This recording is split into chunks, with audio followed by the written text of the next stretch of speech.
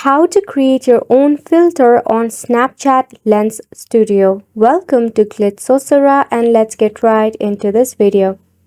In order to create your own filter on Snapchat, open up your Google or any preferred browser. Search for Create Lens or Filter on Snapchat. Tap on the first suggestion, that is from help.snapchat.com.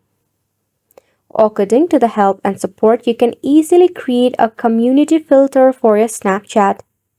Firstly, you need to go to Create Your Own website. Select Community Filter.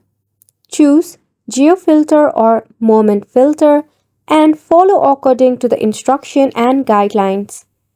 Once it is approved by Team Snapchat, you will get yourself your very own filter that you can use on your own or even for public use. Now, if you want to check it out, you can tap on the portal. Then it will be redirected to the snapchat.com web. Follow the instructions accordingly. However, it is not available for everyone and it depends upon the region you are at. So make sure that the feature is available for a reason as well. If not, you will not have this filter for you.